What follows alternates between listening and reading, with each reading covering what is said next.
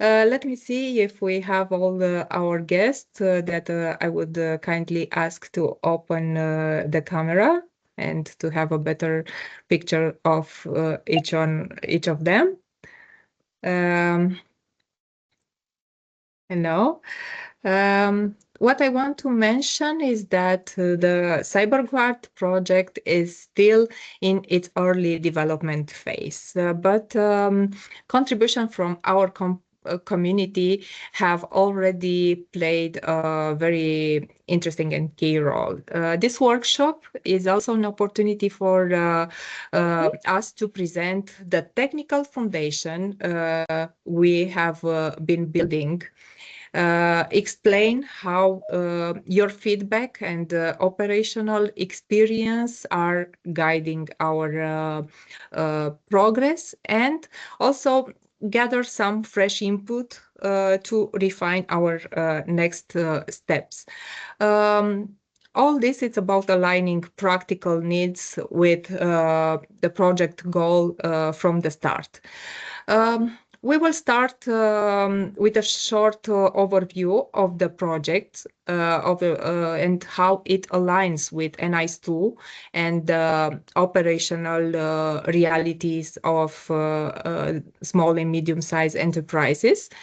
And for that, we have invited Mr. Mihai Păun from iEnergy Link, is the CEO of iEnergy Link, our project coordinator.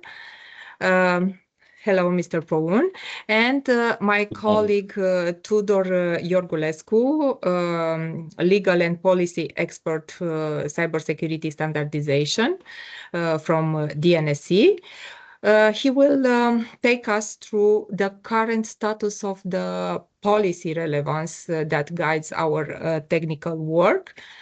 Then we move into a topic that it's impossible to ignore: how the LLMs, the large language models, are changing the malware threat landscape.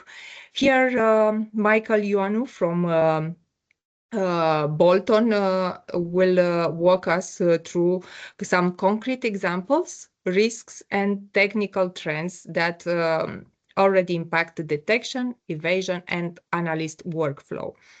After that, we will go deeper into the cyber threat intelligence architectures and pipelines with Nikos Kekatos, Senior R&D Manager from Clone Systems, our technical integrators. He will explain how the CTI feed generation process works in CyberGuard and how all these components fit into the Security Operations Center environment. Then we will continue with a focus. After that, we will go deeper with focus on the Romanian toolkit that DNSC is in charge to develop in collaboration with our partners from Clone and from International Hellenic University. And here, Mihai Nena, Senior Cybersecurity Manager for Rapid Incident Response Directorate, my colleague, will walk us through what we have built so far in the project, the components we tested internally, and how the tool fits into the broader architecture of the CyberGuard project. As I mentioned, this stage is still under development, and the upcoming pilot phases, because we will have 7 pilot use cases with SMEs, will help us refine the future and validate the technical approach in real environments. Malware analysis, why we choose this? Because this sits at the heart of the CyberGuard ecosystem. It transforms raw threat data into clear, actionable insights that will help teams detect faster, automate smarter, and also build a stronger defense. So by connecting this deep technical analysis and constantly and with the real world threat intelligence scenarios, and also gathering data from the CTI, This will help the teams detect faster, automate the processes, and also building a stronger defense. So, as I mentioned, the project is still in the early implementation phase, but the foundation are already being set for the strong and impact collaboration. At this stage, DNSC is focused on coordinating the technical work for malware analysis, and then with the cyber threat intelligence development, preparing the Romanian pilot environment, and then shaping the communication with the stakeholders, and creating the framework for testing and validating the pilot. Our role is to be sure that the project's technical components are well aligned with the operational realities, and also with the regulatory framework like NIS2, the Cyber Resilience Act, the GDPR that are coming, and some of them are already in action. So we are now building the groundwork, and we're establishing the procedure, the validating tools, and engaging with the national and European partners. So in the next phase, CYBERGUARD can deliver a practical solution for the security operations centers. This in order to create a resilience across Europe. We will close then with a short Q&A session and key takeaways of the day. Thank you again for being here and supporting the CYBERGUARD project. Let's kick things off with a look at the CYBERGUARD, what is about, what are the problems, what is trying to solve, and how it can actually help SOC analysts, SMEs, and in their daily work, and why is especially relevant now with NIS2 changing the game for many organizations. So for that, we have here, I see my colleagues already shared the presentation of Mr. Paun. Mr. Paun, thank you for being with us. And please tell us and create an overview of the project and for better understanding and to be familiar with the CYBERGUARD project. Good morning, Mihaela. Good morning, CYBERGUARD community. Thank you very much for the invitation to address this topic of fortifying security operations centers against evolving cyber threats. The CYBERGUARD project with a focus on the methodologies, on the developments of solutions and partnerships with industry, academia, and government. The project started 1 year ago. So 1st of December last year, on the occasion of the Romanian National Day, we started the implementation of the CYBERGUARD project, looking at the malware analysis and penetration testing, as Mihaela mentioned, also encouraging research and mitigation of new threats in security operations centers, as most of the utilities nowadays are thinking of building their security operations centers to be better protected against cyber attacks. The key focus is to develop a scalable and interoperable set of solutions, integrate with existing security operation centers infrastructure, and also take into account existing third-party tools.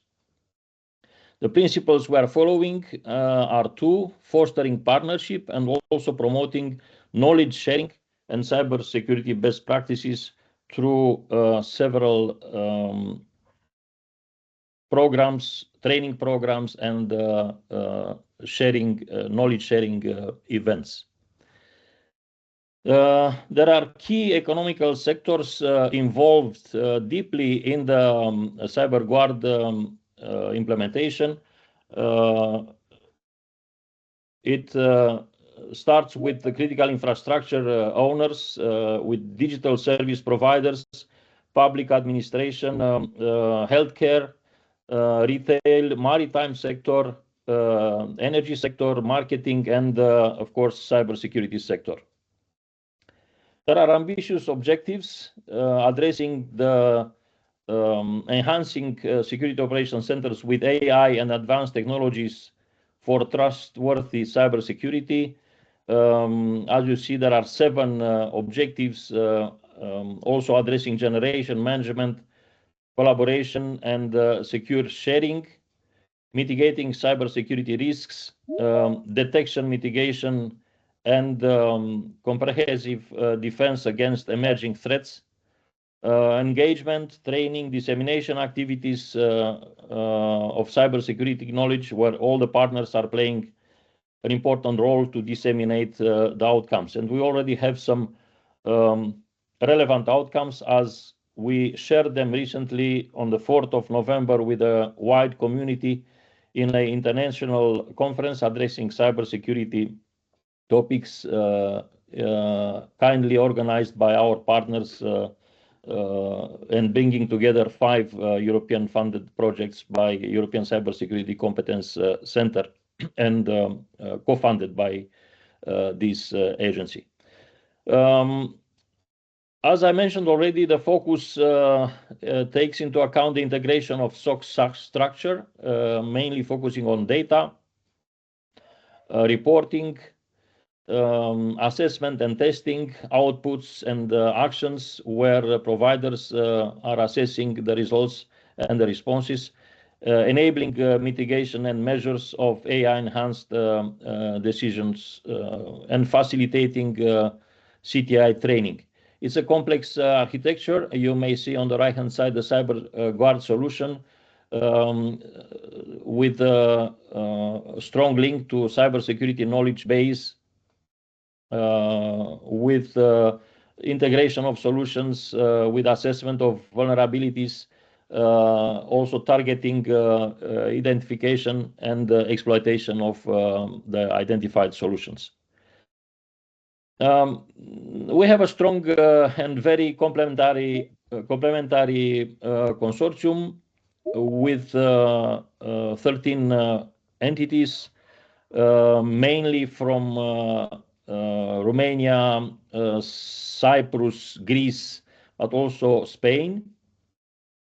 I say complementary consortium simply because you may see, for example, from Romania, we have the Emergency Hospital of Bucharest heavily involved in identifying solutions to protect data, to protect patients, and to work towards developing their security operations center in the future.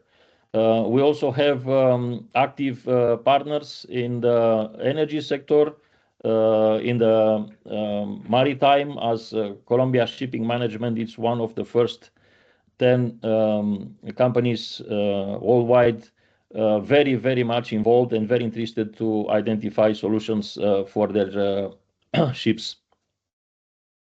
As Mihaela mentioned, DNSC is playing a key role, a strategic role, not only connecting with stakeholders from SOC operation centers operators to energy providers, but also with strong technical involvement.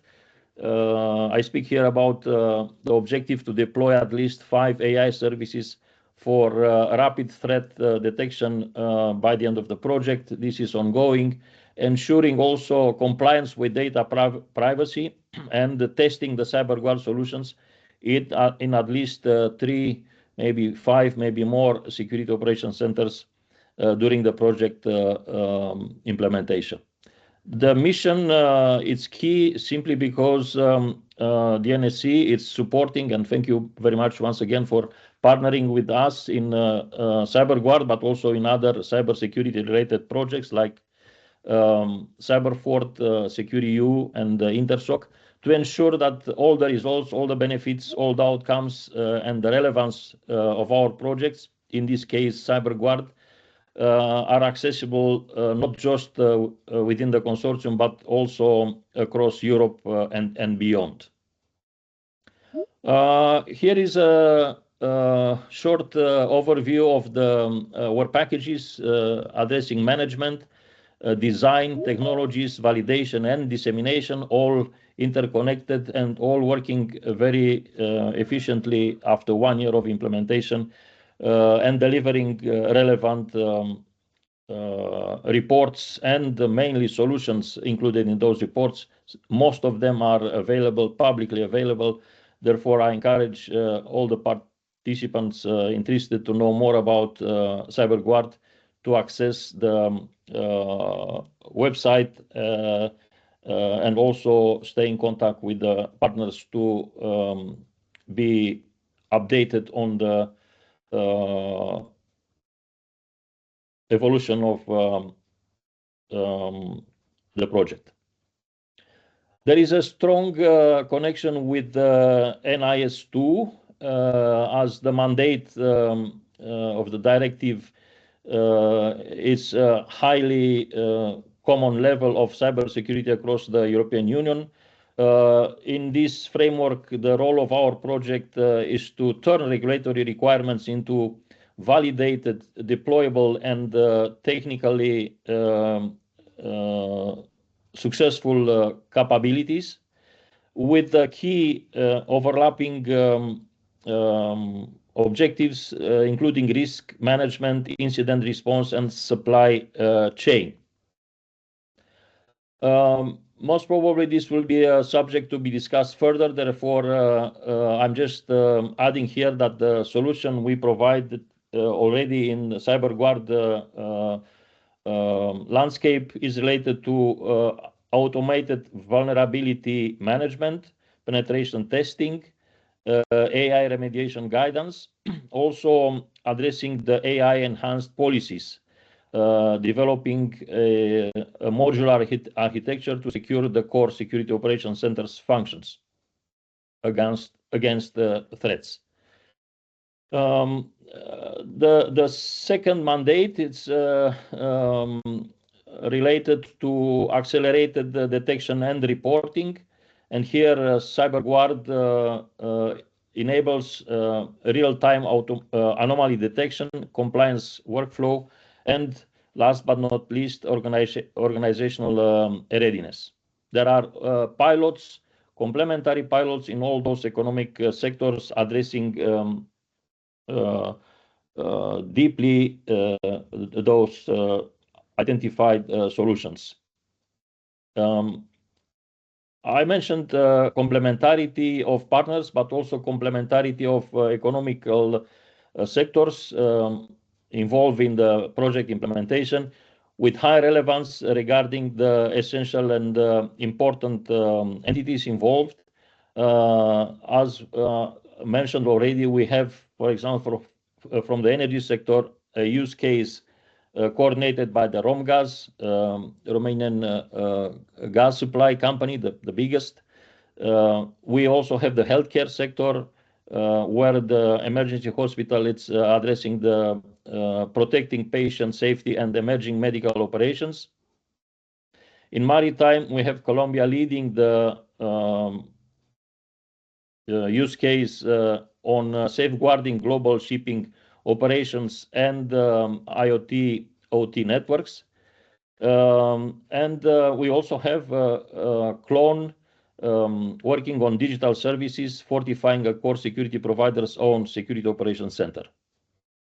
In terms of digital marketing, we have our Spanish partner, JOT and Cactus, working together on protecting consumer data and digital supply chains. We speak about collaboration for the implementation of NIS2. We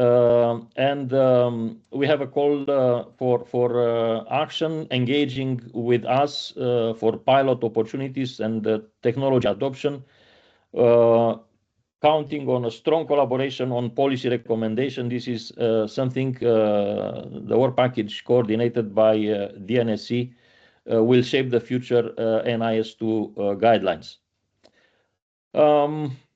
I would like to stop here and kindly encourage all the interested participants to join the community of CyberGuard. We have a group on LinkedIn. Please scan this code and you will access immediately more details about the outcomes and the day-to-day implementation of our project. Thank you very much for your attention, and happy to take questions or to contribute to the discussion later on. I'm here today also with my colleague Radu Petrochioiu from Energy Link, deeply involved in the implementation of the project, and he may also take the opportunity to contribute to the discussion to answer questions later on. And of course, our partners from Clone and Bolton as well. Thank you very much once again. Thank you, Mr. Paul. And very nice overview of the project. You actually pointed all the details and the architecture of the project. And because you mentioned the NIS2 directive, I will ask my colleague Tudor, who is an expert in policy and in legal and reglementation, to cover the part of NIS2 and how this directive will impact and will be covered by the CyberGuard solution. Thank you, Tudor.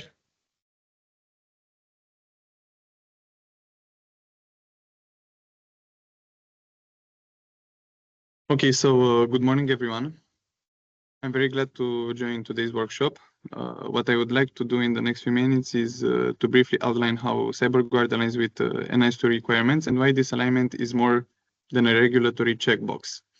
From our perspective, the connection between NIS2 and CyberGuard is fundamentally operational. NIS2 is reshaping expectations around cybersecurity capabilities, reporting, and risk management. CyberGuard is also designed with exactly this shift in mind, helping entities, especially SMEs, move toward a more proactive, intelligence-driven security posture. Today, I will touch on three areas which NIS2 matters for CyberGuard, which NIS2 requirements the project directly supports, and what this means concretely for SOC teams and organizations operating with limited resources. So, NIS2 significantly raises the bar across the European Union by setting out mandatory cybersecurity risk management measures, strict incident response timelines, and clearer responsibilities for management bodies. But beyond these obligations, NIS2 sends a strong operational message. Member states and essential or important entities must shift from reactive cybersecurity to proactive intelligence-driven defense. This shift is at the core of CyberGuard, and the project is not simply about creating tools. It is about enabling entities to understand threats earlier, detect them faster, and respond based on structured evidence-based workflows. From our position in the consortium, our role is to ensure that what the project produces can be used directly by the entities that fall under NIS2. We want CyberGuard output to integrate into the day-to-day reality of SOC teams, supporting them not only strategically, but also at the operational workflow level. Next, let me focus on three areas where CyberGuard directly supports NIS2 obligations. First one, threat intelligence and situational awareness. Second one, incident handling and reporting. And the third one, technical and organizational measures. These are not abstract requirements. They represent daily pressures on SOC teams, especially those that must demonstrate compliance under resources constraints. NIS2 requires entities to detect, assess, and proactively monitor cyber threats. This moves security obligations toward continuous awareness, not occasional checks. CyberGuard operationalizes these requirements through several components. First, by developing an integrated cyber threat intelligence pipeline. This brings together data from multiple sources in a structured way. Second, by enabling automated enrichment and correlation of indicators, which means SOC analysts receive relevant, contextualized information without manual effort. And third, by supporting information reuse across SOC tools, increasing consistency and reducing duplication. The impact is straightforward. Organizations covered by NIS2 gain stronger visibility, faster detection times, and a more reliable understanding of ongoing threats. These are essential capabilities when compliance depends on demonstrating that monitoring is proactive and continuous.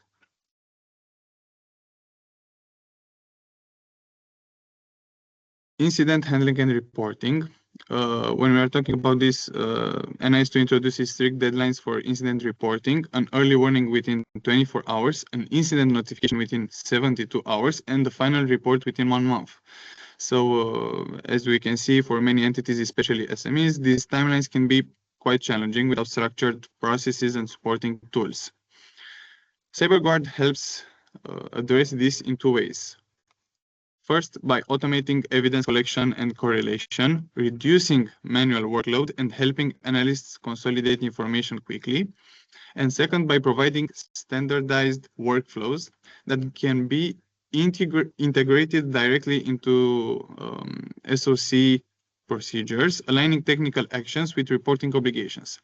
This transforms incident reporting from a compliance burden into something more manageable and efficient.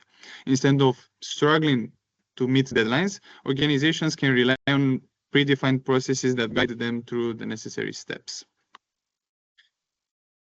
Technical and organizational measures. Regarding this, NIS also introduces a broad set of technical and organizational requirements, including malware detection and prevention, secure operational processes, AI-related risk management, vulnerability handling, and continuous network monitoring. CyberGuard maps to these areas through its core technical components. For instance, the malware analysis frameworks support detection and prevention activities.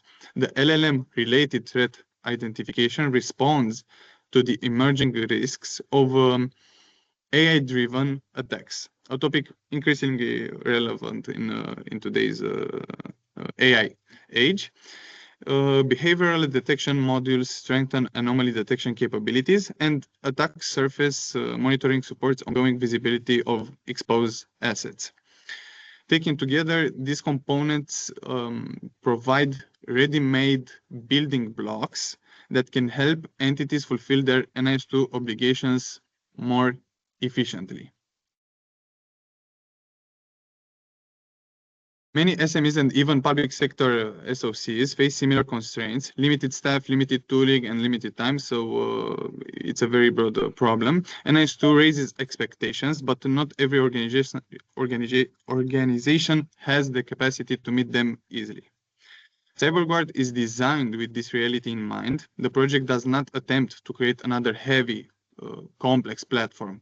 Instead, it focuses on delivering automation that reduces routine workload, interoperability to ensure tools work together without creating silos, scalable architectures that can be adapted to different organizational sizes, and actionable intelligence, meaning outputs can be used immediately by analysts.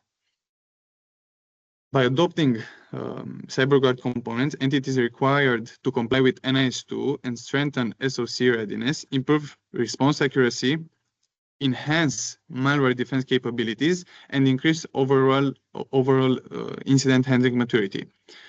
All this without significant new investments. This is especially important because NIS2 introduces management liability. So decision makers must now be able to demonstrate that they have taken appropriate measures in this matter, and CyberGuard supports this by providing evidence-based tools and workflows that can be shown, audited, and justified. So thank you very much. I will now invite my colleague to take over and continue with the next part of today's session. Thank you very much, Tudor. So having this in mind, we have the overview of the project architecture. We have the NIS2 framework and then the NIS2 perspective and the legal perspective. These talks, we dive into one of the biggest emerging challenges, how the large language models are reshaping the malware ecosystem. And in the next session, you will hear about the risks, evolving attack techniques, and what defenders need to prepare for. For this, Michael Ioanu, our partner from Bolton Technology, will present us how LLMs are changing the malware the threat landscape. Welcome, Thank Michael. you. Good morning, everyone. And thank you, Mihaela and DNSC for organizing this amazing webinar. I will start with the quite cliche line that we're currently living in the era of the AI, and we will be replaced by the AI, and we'll be somewhere at the beach having margaritas and let the AI do the whole work. Of course, this is an utopian scenario, but let's see what the future will bring us. It's a good perspective. Yeah, I'm trying to keep it in a positive note. Up until now, we've seen the AI, they write poetry, articles, they write code, create images, realistic videos, and even pass the legal bar exams. Sorry about it, Tudor, but we've seen it happen. But of course, there's also a shadow side to this capability of the AI. The same technology that makes us more productive, it's also doing the exact same work for the cyber criminals. So today we'll be talking about how the LLMs are changing the malware threat landscape, and we're going to move beyond the hype and look at a bit more technical reality, how threats are evolving, the specific risks that we face, and most importantly, how we can use the same technology to protect and have stronger defenses.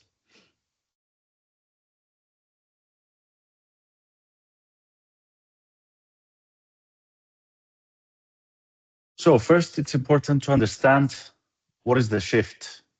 So up until now, the people who are working, building these sophisticated enterprise-grade malware, they required some special skills and a deep knowledge in assembly, operating systems, how they work, all the evasion techniques. So now with the help of the LLMs, with the AI, we have lowered this barrier. So we're now seeing the rise of the super empowered script kiddies. We know what script kiddies are.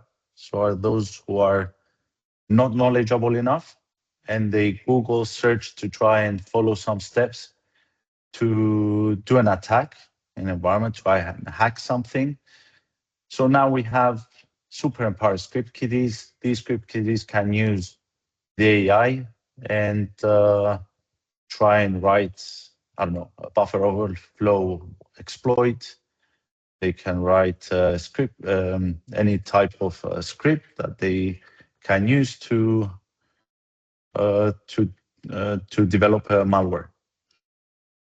Also, with the help of AI, we have the speed increase. So when it used to take 2 weeks to develop any type of malware, now it can be done within seconds.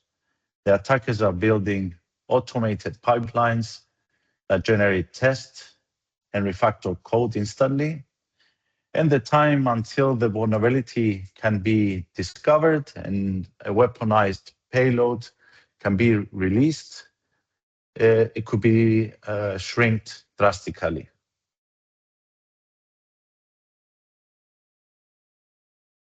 So now with the AI is the dual technology, the same capabilities that allow for rapid code generation for developers are being weaponized by adversaries.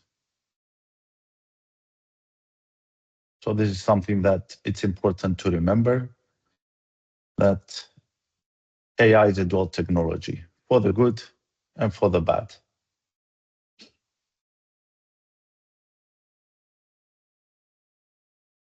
So now let's get a bit more technical. And one of the biggest specific risks we face is AI polymorphism.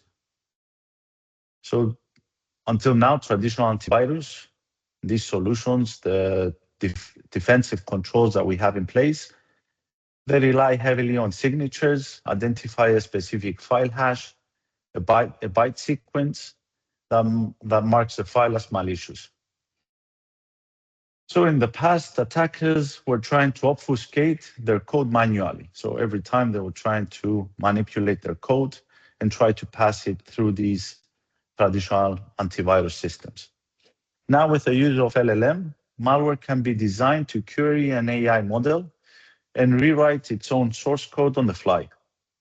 It can change variable names, logic flows, and structure every single time it affects a new machine. The functionality remains malicious, but the fingerprint changes constantly. So this renders static signature detection almost impossible to achieve. So if we're talking now about the polymorphic malware, which is the present, the AI native malware is a future. So this is not just a script that runs in the environment, it thinks within the environment. So imagine having an agent that lands on a server, and instead of running a hard-coded command, it first assesses the environment, it understands what the environment is. I'm now connected on a Windows server, on an SQL database, and it starts to generate queries to extract data based on the specific context that it has. And then we also have the concept of a remote brain, where the malware, it might be just a tiny shell that sends prompt to a public IP and gets the instructions from a remote server. And this makes the malware very lightweight, hard to analyze, because the malicious logic, it does not exist on the victim's disk, but it's generated through the cloud. So the most immediate impact of most organizations that we currently have is the social engineering, of course. So we used to spot phishing emails by the poor grammar, the syntax of the email, or generic greetings. But these days, through AI, are over. The attacker can scrap through the LinkedIn, Facebook, Instagram, whatever, find all the information about the people who are working in the organization, their colleagues, who they are, what are their position, and generate a perfectly written email referencing a project that you might be actually working on. And this works also in translation capabilities, which means that an attacker from another country can write a native level fluency email and convincing the employees working in that company and have real-time conversations with the victim. We have to see AI work, how it will work like this with the Cypriot Greek, because we see it still struggles, but it's getting there.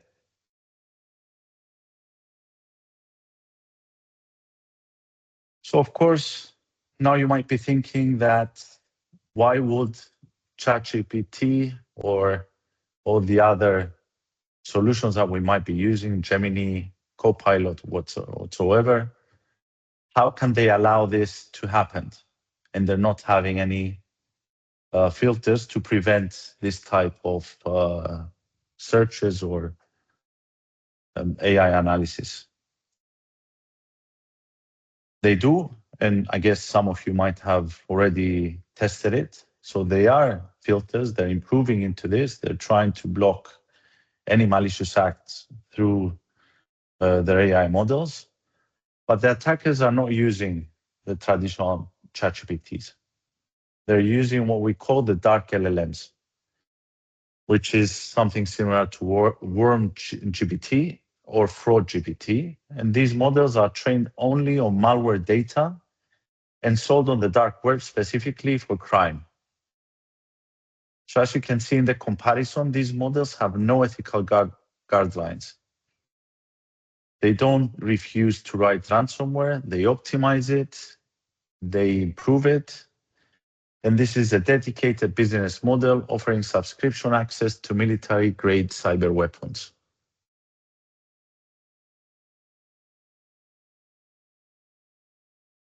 I hope you're not already scared about this. It's not all about doom and gloom. We have also the bright side, the good guys, let's say. This is where we pivot in defense, and this is what we're trying to implement in the defensive controls, but also in the security operations centers. So up until now, the biggest problem in SOC was the alert fatigue. We're getting too much data and we're trying to identify what's happening. And imagine in AI speed, how many alerts might be received through to the SOC analysts. So the AI or the LLMs can act as a force multiplier. We can feed a suspicious obfuscated PowerShell script into a secure LLM and ask what it can do, explain the code. So also for the security analysts, it might be even faster to triage and do the analysis on the malware. In threat intelligence, the challenge we could say is the synthesis. There's also too much noise. We have news, reports, dark web, forums, endless PDFs, newsletters, and whatsoever. So the LLM can excel at reading all these unstructured data and find connections. It can map these behaviors, let's say, directly to the frameworks like Mitre attack.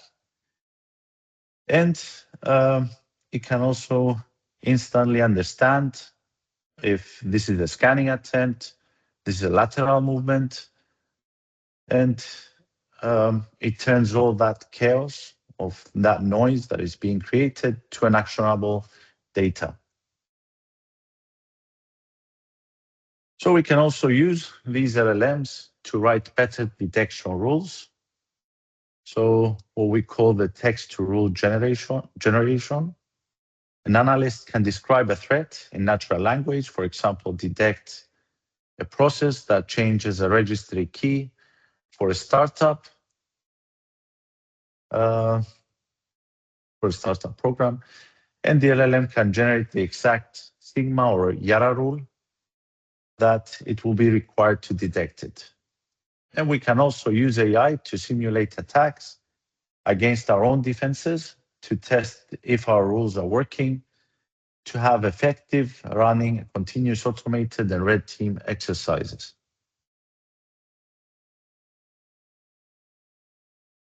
So looking ahead, we are entering the era of the algorithmic warfare. The future as we see it is the AI against the AI. Again, we'll be on the beach having margaritas. The human reaction times are no longer sufficient.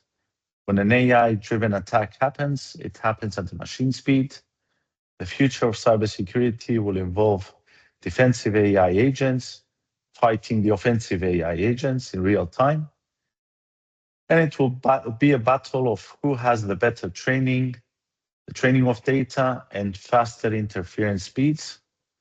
So our goal is to ensure our defense AI is smarter and more effective than the offensive AI agents. I hope you stayed on the positive side, and I think this is what we're trying to develop. And I think this is why our colleague Nikos will go through our project and what we're currently developing. Yeah, Thank you very Michael, much. thank you so much. Very nice perspective of you making sounds not too scary, but also raising an awareness signal. And of course, sometimes fear is good. It makes us more aware, more agile. And also now that we have talked about threats, let's dive into the engine behind the CyberGuard threat intelligence. This part of the session will walk us through how the CTI feeds are built and how the flow through the system. They flow to the system and how they connect with the security operation center that teams actually use in real time. This will be a short discussion about the CTI readiness for SMEs, and this part, I assure you, that matters a lot. Many of you work directly with teams who struggle with resources, visibility, and capacity. So we want to offer an input that help us shape something useful, not just technical correct. So I welcome Nikos Kekatos, Senior Research and Development Manager at Clone System, to present us his perspective about the CTI feeds. Hello, Nikos. Hi, Michaela. Hi, everyone. Thank you very much for joining, and thank you very much for your time and listening to us. So, just to start by, Michael was talking about noise. Now there is some sort of construction because they are installing some fiber optic exactly next to my place. So I do have some noise, but hopefully it is not transferred back to you. So yeah, I'm Nikos Ekatos. I'm with Clone Systems. We are responsible for part of the technical development and implementation. Well, I was asked to keep it high level, so I will have a high level overview of what we're doing with more emphasis on CTI. Our work has been also predominantly about CM, so I will also talk to you about that. So my presentation, I will first have a brief overview about CTI, and then I will go more on the architecture pipelines and what we're currently doing.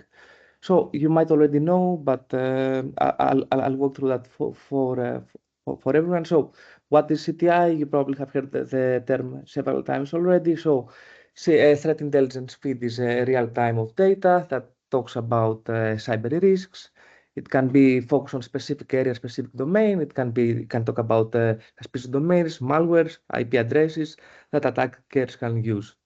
The point is that the raw data are well known for a long time, but by themselves they do not have a lot of value.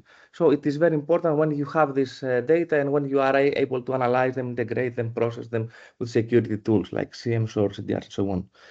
And this cliché is that what allows the organization to turn raw feeds into some sort of functional threat intelligence capabilities. So the insights they talk about typically about how you can block malicious IPs or domains or hashes, how we can strengthen threat detection rules and hunting activities, and also how to prioritize alerts, guide remediation actions. In practice, so these are typically grouped into three categories, and this is also about the level of detail and the knowledge that each individual might have. So we can start with the strategic intelligence. So this is more about the senior leadership. So this is more written into plain language. It is delivered whatever monthly or quarterly period. So this talks about the broad changes overall, about what is the current threat landscape, like what Denisa, for example, is talking about, the business risks and long-term trends. The operational intelligence is more practical, so it provides large volumes for technical details. It has IP, it has hashes, it has host names, it has IOCs, and this is what is needed also from the teams and from the security teams. And then you can also go one step in more detail about the tactical intelligence, about the TTPs. So I found this very nice figure from Crest about the different sources of intelligence. And the idea is that you can get information from a lot of different sources nowadays. There is a lot of, it could be grouped into open source intelligence. So this is the well-known OSINT, that you have this publicly available information, and you could have this threat intelligence feeds, you could have security blogs, or you could also have dark web and deep web monitoring. So you could go a lot deeper into the attackers, marketplace, illicit forms, and so on. It is also, we also use, and it's also common to use social media and public forums, because also this is why these are the places that also hackers use to communicate. There are, of course, the well-known, industrial alerts about NIST and CISA. There are commercial threat intelligence. So on top of the open source threat intelligence, there is there are global threat hunting operations from commercial vendors. There are malware analysis and vendors that use automated malware analysis tools, ransomware activities, and overall other cybercrime investigations. We could also have, so apart from the open source, the commercial, there is also the internal threat intelligence. So this is much focused on the networks of the organizations.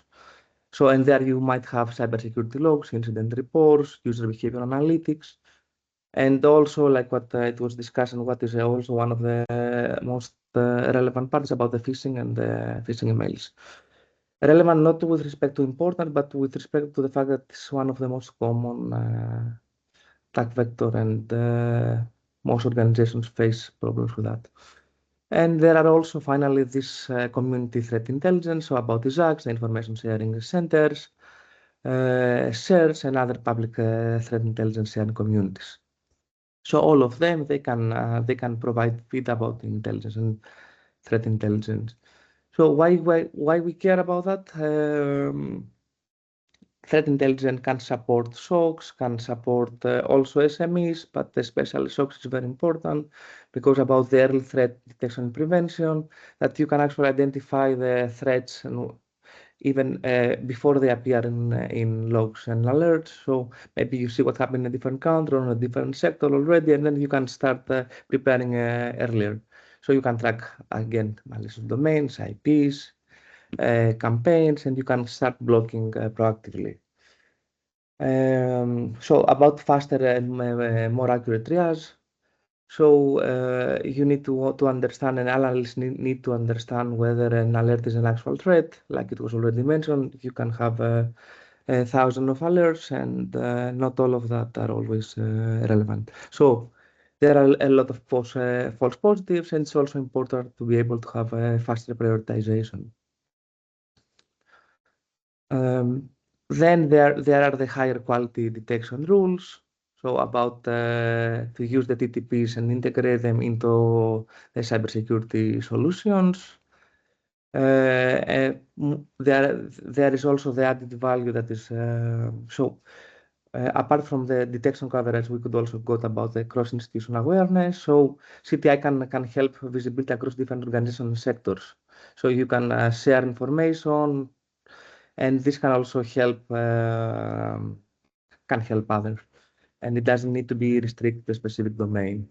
And finally, it is safe to say that CTI definitely strengthens NIST compliance, and can also help SMEs that especially the ones that lack dedicated threat intelligence teams. With the emphasis on focusing on what matters the most. So CTI can help reduce noise, prioritize real risks, and support decision making. And this enhanced visibility is covered. Okay, so these are the general part. I'm adding here more of a high-level overview about the CyberGuard architecture. So the CyberGuard is designed with the goal of helping SOCs to defend. So detect, respond, and be resilient across attacks. We do have our solution, which is kind of like centered around our custom CM solution. So this is kind of like the entry point where all the logs and all the pilots are getting information. And then we have a variety of tools which helps with all the additional tasks. So in a nutshell, we have an integrated solution. So all the tools play together and all the tools can be reused from the SOCs, from the pilots, and from other partners. We are having our own custom-made CM, and we are very much interested in this project about AI and like what Michael said before, and other partners as well with Aristotle University, with International Hellenic University and others. They are conducting research on the state-of-the-art attacks on LLMs. So this can be about prompt injection, jailbreaking, but also adversarial attacks on different types of machine learning models. And along with the attacks, we're also building defenses. So we could say that for the SOCs, they could definitely benefit by our solutions, and also SMEs could use even individual solutions based on what they need. So maybe it would help to go a little bit also more detailed onto the high level diagram that I've put on the right. So here I want to show the major tools and modules that kind of like make up the whole CyberGuard platform. Like I mentioned, the CM is the entry point, so it ingests logs from the pilots and applies rules, and it does enrichment also with metadata techniques. We do have in the CM, we also are using agentic technology, so we are trying to have automate the remediation, because it is a well-known fact that SOC analysts tend to receive thousands of information, and they work 24/7. And typically, AI has been proven to be able to help with a lot of these activities. Of course, it gives, however, there is also that's also the risk that, but the idea here is that it can definitely help with respect to the defenses. So we do have the AI agent. So this component to analyze the CM alerts, recommends the most appropriate remediation action. We do have the AI remediation, so takes the recommendation using, of course, LLMs, and then performs the automated response action that we are offering in the project. So block IP, delete files, isolate hosts, and other containing processes. CTI feeds are needed, and we do have our own pipeline, and with a focus on how to transform the CM logs and alerts into CTI feeds. CTI feeds, there is the need also on how to standardize and normalize in a shareable format all these logs. This is done by our colleagues in IHU, and this refers also to specifically the STIX format.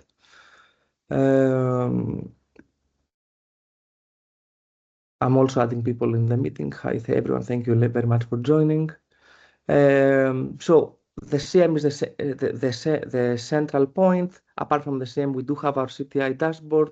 We do have a malware analysis, which helps a lot into this bidirectional communication with the CTI. We have anomaly detection with red flags, where we use machine learning and AI to detect unusual suspicious behaviors in logs. And this is important because this can also help with catching attacks that they are not already in CM, so that they are not in the predefined rules. We do have adversarial attacks and defenses from Aristotle University. We are also having a CTI ontology, so where we gather information from on the pilots and we try to put that in the structured knowledge graph. And also there are penetration testing tools. So we will also integrate the penetration testing platform so that we will be able to check more control offensive simulations and more offensive scenarios. And like I said, the idea is that this is a defense mechanism. So we're actually building also two defense mechanisms. One is about guardrails and the other one is about defense against log poisoning. Okay. So I mentioned the high-level idea about the architecture. So more specifically about the CTI pipeline. On the left, we do have the pilot devices logs. These are logs coming from the pilots.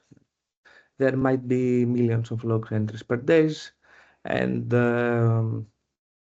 especially during periods of suspicious activities, the alerts also we can also get hundreds of thousands of alerts.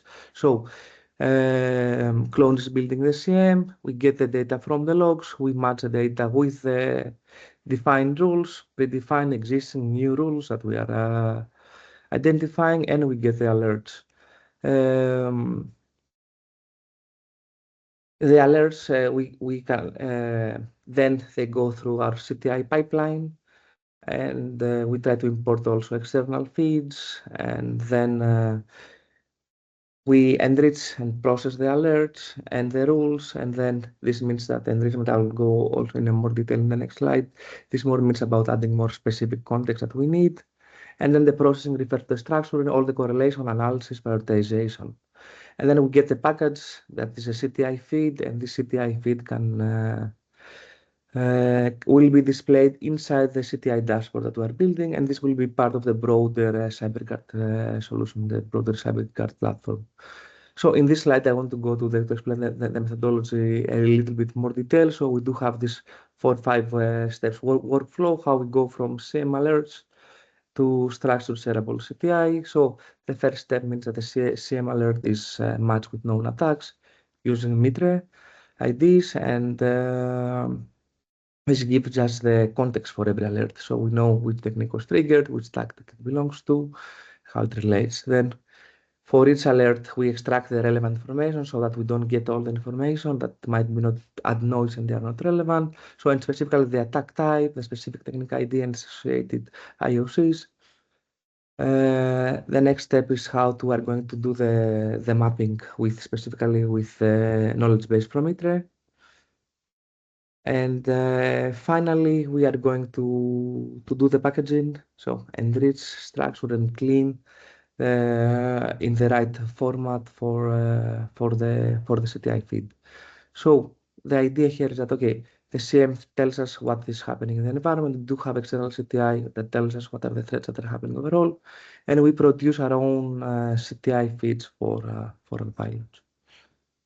Here I just want also to show an example of a slide about how our interface is currently at, and I mean this is the CM prototype, and this also forms the basis for the CTI. So on the left you can see all the alerts, and this is something that we ran yesterday. And so each alert has a timestamp, the agent name and severity, and a short description. So the severity is also from 1 to 10, and then based on what is the actual value, then we are also need to react. So the important part is that the alerts are not just plain text; they are enriched with metadata. We are also doing the mapping with MITRE, and we want to also to identify what attack it comes from. So on the right side, I want to show a JSON response from our CM API. So currently this is a raw structure and it contains already IDs, some labels, some severity, and some information. It's machine processable, but we are working also on transferring that to the sticks format. And I think this is the key idea of what I want to show on kind of like a very high level, and what CyberGuard can help SOCs analysts with. Well, we already have SOC analysts and SOCs in the project. We do have a lot of pilots, 7 actually, and we are also in a close collaboration with requirement gathering and with defining what needs to be done, but also on overall and based also on the inputs from a workshop like this, and from the state of the art. We could safely say that okay, CyberGuard can help with reducing this alert fatigue. So we can assist with triage and with the investigation. This is not only from CTI, but also with malware analysis and anomaly detections. We can identify what happened, who did it, or which group is behind it, how urgent it is. And the idea is that you can start and react faster. We do have actionable CTI, no raw data. We do automate a lot of repetitive tasks. And one of the key ideas that I just briefly touched is about the automated remediation activities from the CM with using agentic AI. But we could say that also, yeah, we aim to boost situational awareness with a dashboard, with the ontology, with the viewers, with the knowledge graph as well. And also thanks a lot to Michaela and to DNSC for actually being very helpful, very efficient on how to bringing these technologies and the solution to a broader audience. So that is all for me. Sorry I got a little bit slower than I hoped, but this is all for me. Thank you, Michaela. Thank you, Nico. I always like your presentations. You are very well structured and very comprehensive, and you bring a lot of details that at the first view might sound a bit overwhelming, a lot of technical information, but you make it sound very understandable. To close the technical part of our workshop, this session will bring everything into focus with some real example. And here my colleague Mihai Nina from DNSC will talk about how the malware analysis is made. And I have to recognize that working with the European projects and passing from one project to another, it's very challenging, but also very dynamic, and it makes you, as a project manager, makes you feel that you have to be prepared for a technical point of view, for the legal perspective, for a lot of strategic information. So yeah, it's it's nice working with projects. Hi Mihai, and thank you for being with us and for helping with this presentation. I give you the floor. Hello. Can you see the screen? Yeah. Okay. Let's start. My name is Mihai Nena. I'm technical expert at DNSC, and today I will talk about a little about theory behind the malware analysis and the practical integration of analysis results into threat intelligence, automation, and enterprise security architecture. Okay, just a moment. Okay. As my previous speakers said before me, cyber threats in 2025 are evolving at an unprecedented speed. We're no longer dealing with lone hackers creating simple Trojans. Instead, we're facing a highly professionalized underground economy dominated by malware as a service. Malware as a service platforms like those offering Luma and Asingrat. Luma is info stealer, and Asingrat, it's as the name said, it's a remote access Trojan. Makes sophisticated malware available for rent, and so criminals without any coding skills can now launch fully automated attacks. and this has caused a major surge in attack volume, especially in sectors like healthcare, finance and technology, and so on. Also, another threat is cross-platform malware. Particularly worrying trend is the explosion of this malware written in Rust and Go, languages that compile to multiple platforms, and so the attackers write code once, and after that they can compile this malware for Windows, Linux, macOS systems, and so on. As everybody I know knows, healthcare remains the most expensive sector to defend. As I said here, the cost can reach $10 million per incident. Okay. Now I will talk about the malware analysis. Why malware analysis matter? Because the main purpose of the attackers is to gain access to a network or to a system on the victim's side. The malware analysis will help us extract the indicators of compromise that can later be sent to the SOC analyst, and they can after that do the mitigations needed by those indicators of compromise. Okay. There are two types of malware analysis: static analysis and dynamic analysis. Static analysis looks at malware without executing it, and malware analyst will open the malware using I don't know, tools like IDA or Gydra, and look through the code and try to understand what the malware does. Dynamic analysis executes the malware in a controlled sandbox to observe the behavior in real time. And I think this is the most important part of, because doing this we can extract faster the indicators of compromise, like system modifications, registry edits, file drops, command and control communications, attempts for data exfiltration.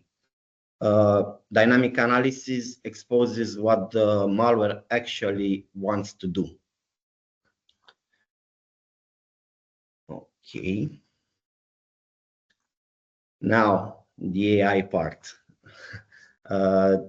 As my colleague said, the AI is a double-edged sword in the malware development and analysis, because it's used both by the attackers, and it can be also used by the defenders. The malware, the AI can help malware analysts and SOC teams to better understand what the malware does and how to protect against it. Okay, here we have a diagram of the CYBERGUARD solution and how it integrates the modules. And here on the left side we have the SOC infrastructures that will send to CYBERGUARD solution network traffic, event logs, threat data, malware samples that will later be analyzed by the malware analysis module, and with the help of the AI will enrich and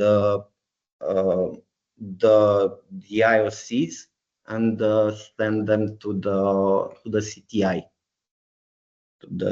for the sharing. Okay, just a moment. Okay, here is the detailed workflow. Let's say that way.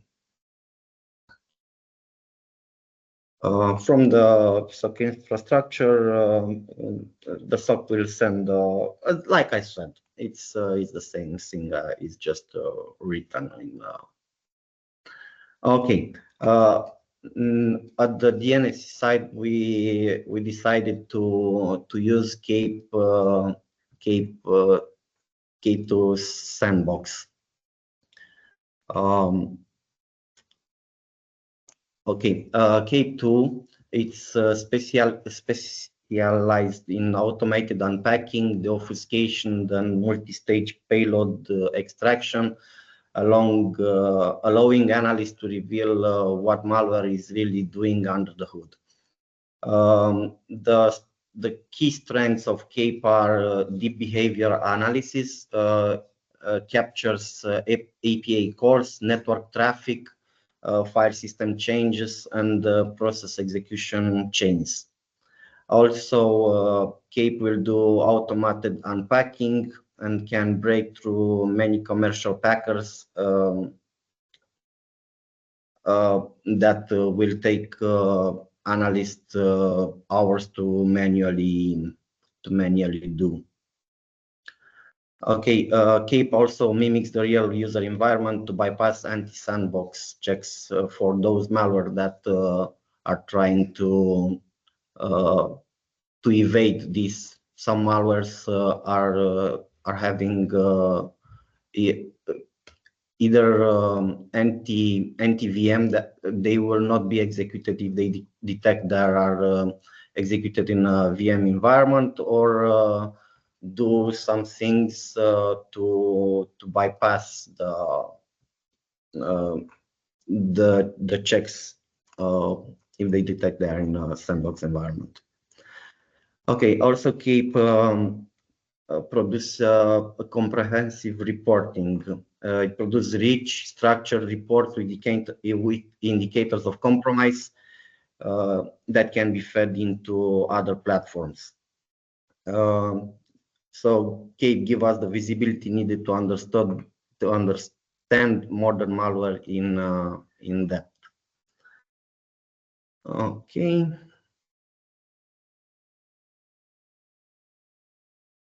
Also, CAPE has a very powerful API. If we have time after this, I can show you at the end some I don't know, I can share the screen with CAPE environment and how results are seen, how the malware is analyzed.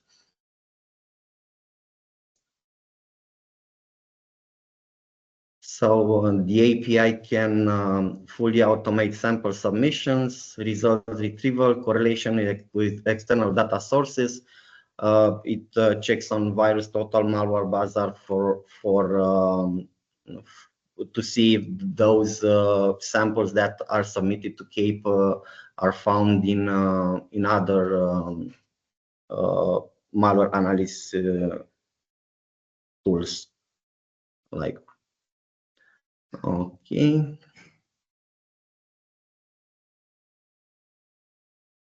Here is a diagram on how analytics tools from the CYBERGUARD CAPE Sandbox and OpenCTI platform overlap.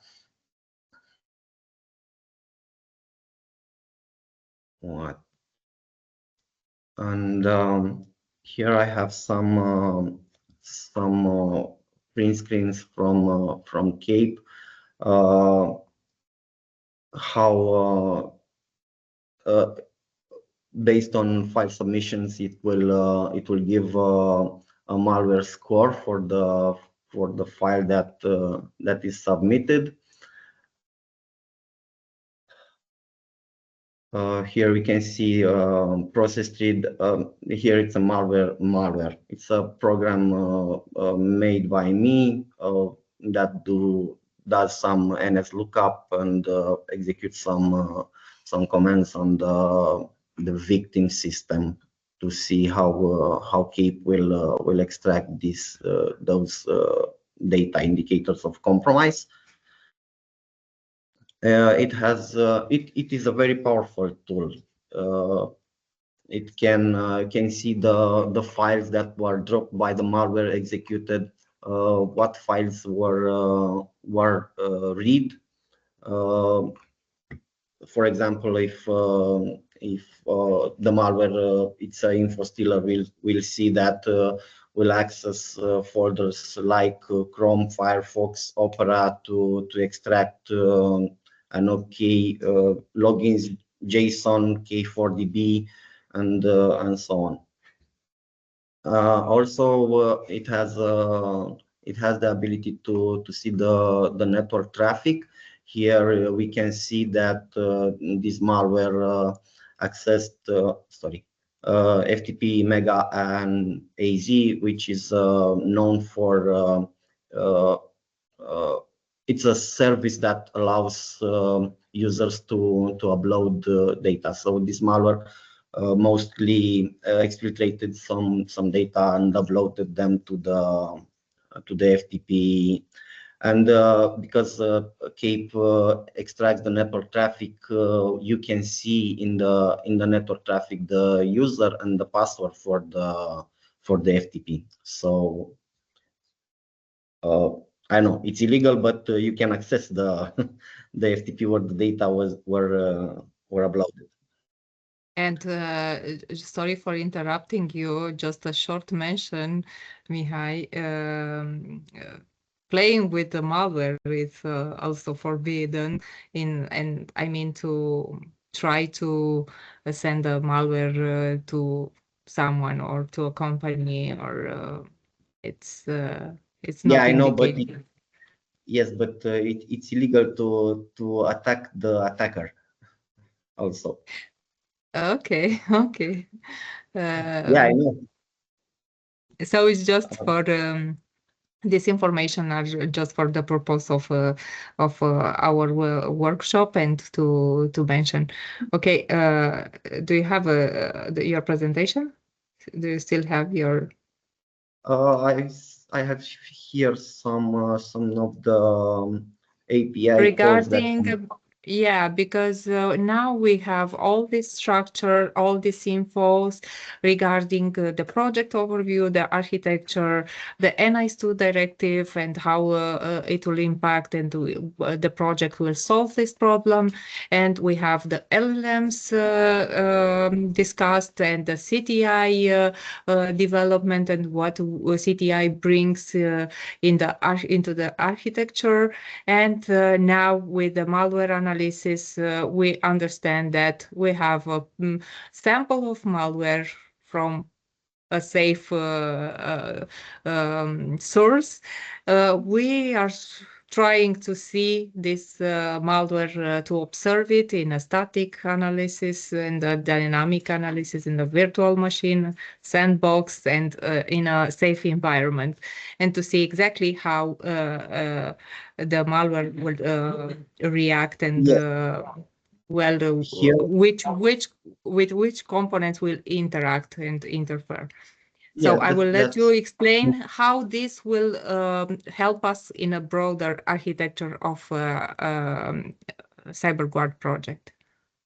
Okay, here on the API side of the Cape environment, we can see that there's an API that extracts. We cannot see your screen anymore. What? No. What? So just please share it again. Yeah. Okay. I don't know why it stopped. Just a moment. I will share it again. Just a malicious actor, maybe. Okay, so I was here. Okay, yeah. So here on the API side, we can see that CAPE allow us to get the IOCs. It will be a JSON file with all the indicators of compromise that can be later be sent to AI and the OpenCTI to AI to further enhance based on I know other threat intelligence feeds, and also AI can better understand and better explain what the malware does to ease the work of the SOC team. It is very easy to use. So the API, through API, we can send the malware samples. After that, after the report is generated, we can extract with API the IOCs and later send them to AI and the OpenCTI. I hope it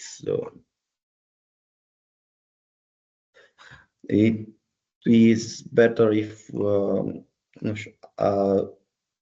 can I share a screen with CAPE? It is useful. Does anyone wants to see how it works? If you can do it, yeah, please. It's something interesting. Okay. Just a moment.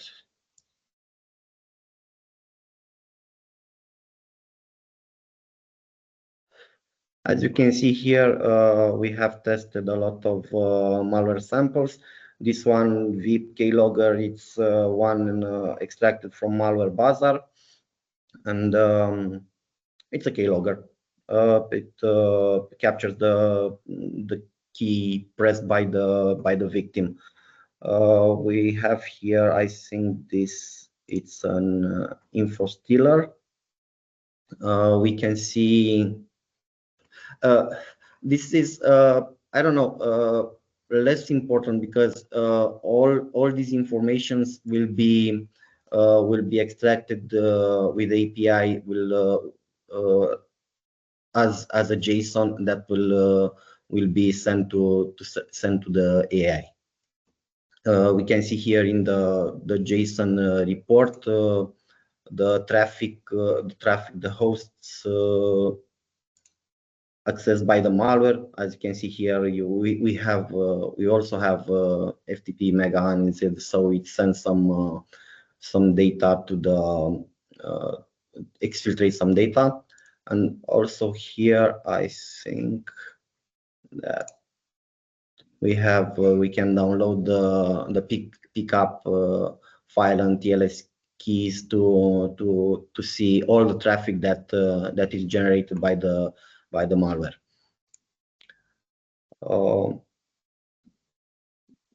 Okay, so at the end of our project, we will be able to share with the security operation centers, SMEs who have their IT teams. We will be able to share a toolkit full with malware analysis, with penetration testing, with the features that will help the SOC analyst. Yes. Yes, we can do that. CAPE it's open source, and we'll have everything documented on how to deploy and use it, and also because the whole CYBERGUARD platform can be integrated with all the flow. Okay, nice. Okay. There is something else would you like to add, or? A moment. No. Okay, thank you so much, Mihai. In our future or in perspective of developing and testing our pilots, so we have 7 pilots in the energy domain, in the maritime domain, health system, and so on. We will be able in the next period to have more details about how our solution will be integrated in this pilot, how we will test it, and to see exactly how this will improve the Security posture. day-to-day, yeah, and the day-to-day activities also, and the resilience of the systems, because we are speaking about creating a more safer environment. Yeah. We are at the end of our intervention, but we just received with our registration some questions that I would like to maybe Michael will help me with this, or if Nikos wants also. Well, the question was, how do we enable the security tools we have for defense against agentic AI orchestrated attacks? Should we go for a transition to AI native tools for defense? What stance should company take against shadow AI, and how to enable AI governance framework that is flexible and scalable to AI threats? There is a very long question.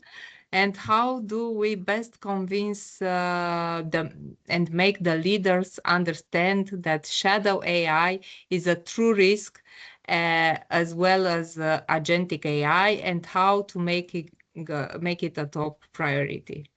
So there are some raising concerns about the AI.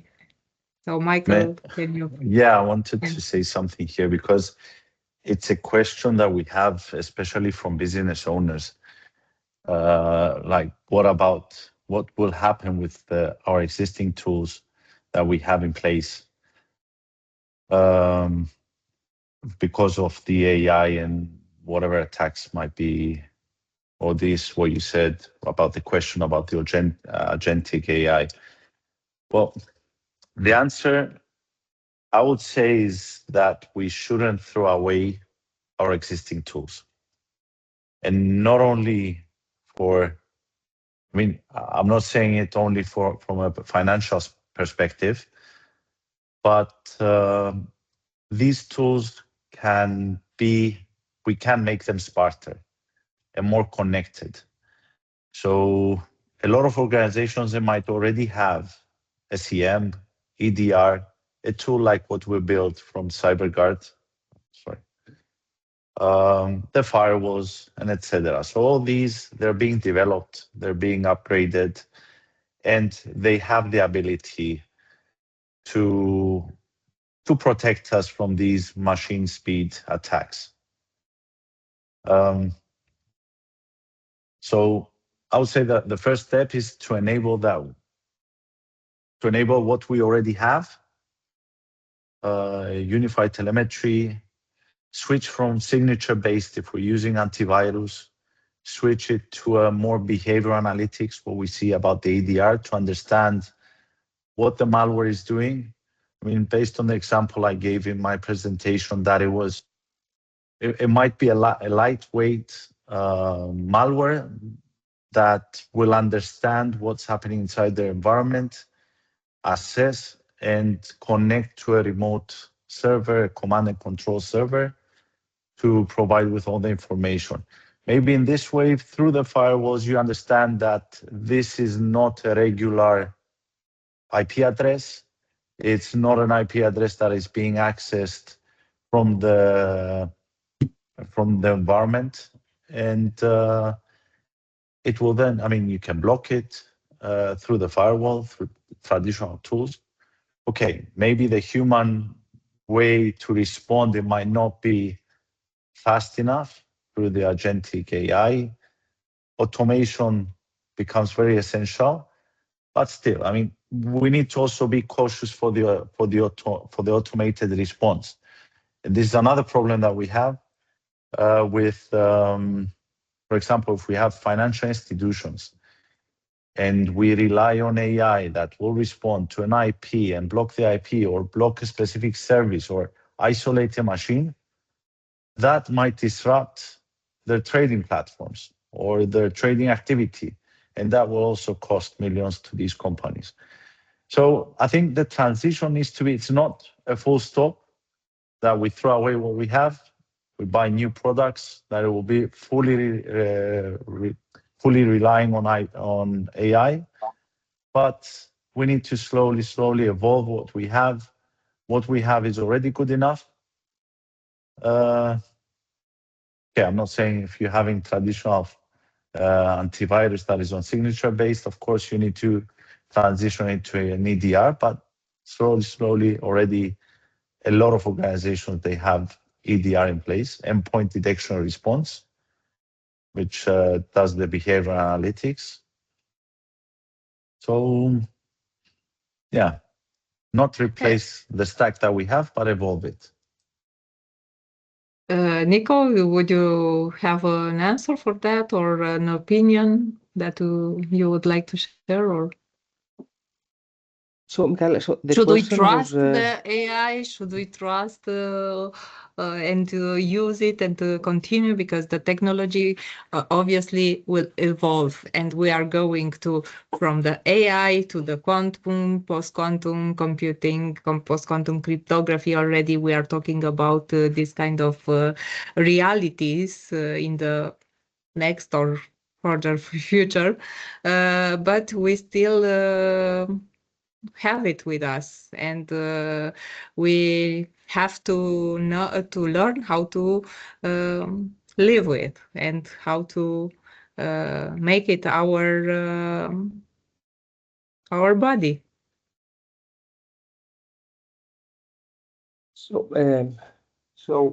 Just sorry, because there is this ongoing construction that's happening right in my floor right now, so this is why I'm having a little small issue. But It's okay. so I would say that it depends on the domain and it depends on the severity of the field, most likely. So you cannot say that I'm not going to use AI anymore. It's a little bit this ship has sailed. So AI is everywhere. For cybersecurity, I would say that still, I mean, it's always like what Michael said. It's a race between attackers and defenders. But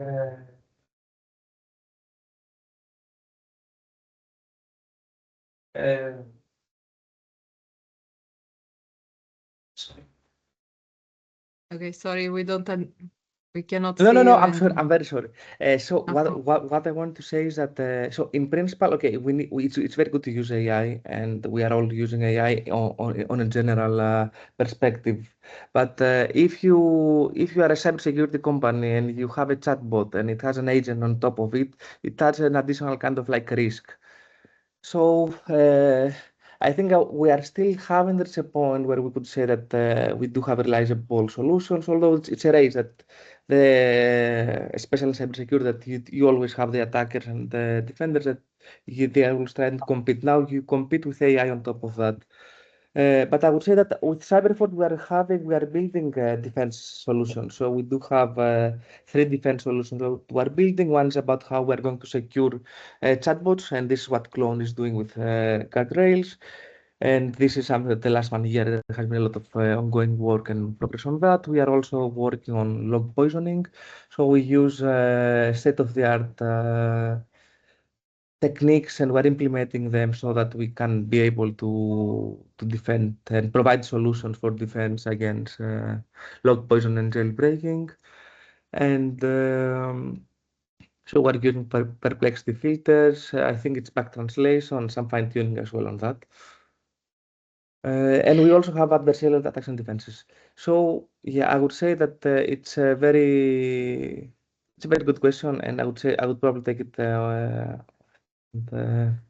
on case by case.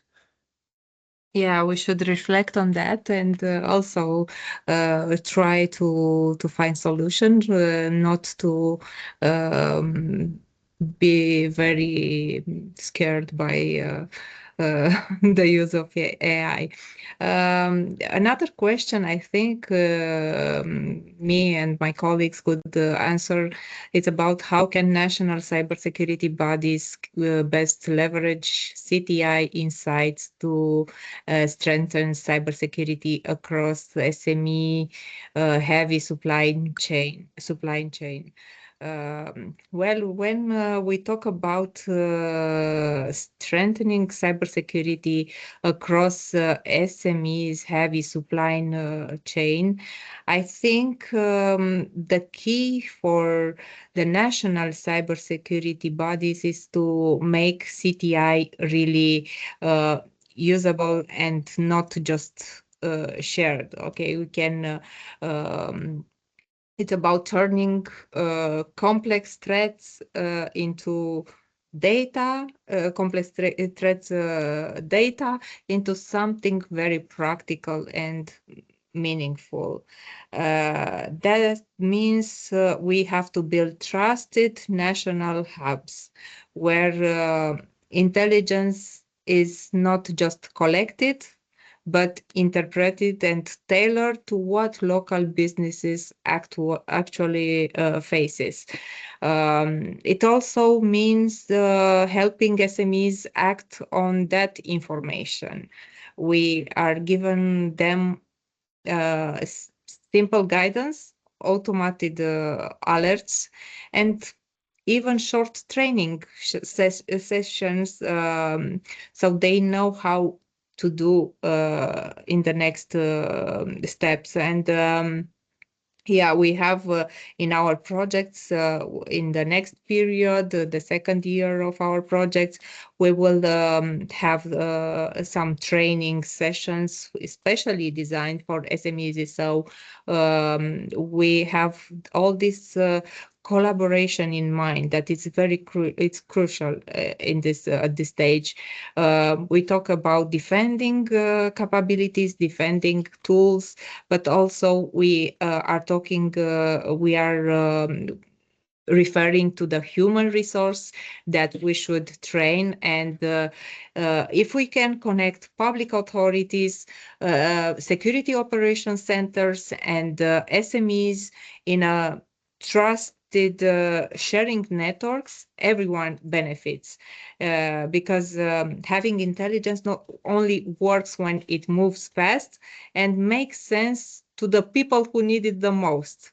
And finally, by using these AI tools like those developed in CYBERGUARD, we can filter the noise and detect the patterns early and make sure that the threat intelligence truly support resilience, not just awareness. So this will be my answer for the SMEs heavy supply chains. And also I would like to thank you. We are 10 minutes early, but I think we mostly covered everything. I hope now you have a better image of what our project is doing, what you can achieve by keeping close to our platforms, and to see exactly what can we develop in the next future and how can we help you stay safer and resilient in face of the cyber threats. So if you want to add something else, guys, or my colleagues, if not, we will end up this meeting with very much thanks to you and for your presence, details, and all this information shared with us. Thank you very much, Mihaela. Thank you very much, Mihaela. I guess we need to also make another webinar where we're also doing a demonstration of our product once we get there. Yes. Yeah, of course, we are still, I've mentioned a few times, we are still in the early phase, and but we are now building the foundation. We know that for this foundation, we put our mind, our tools, and our efforts to create something that will truly help the SOC environments and the SMEs IT teams. So thank you to our coordinator that is doing a great work. To you guys, you are the brains and the technical part. To my colleagues from the NSE that helped me in this task. And thank you all for participating today. And see you in our next events. Thank you so much. Thank you very much, Mihaela and colleagues. Thank you very much. All the best. Thank you. Thank you. Have a good day. Bye. Bye.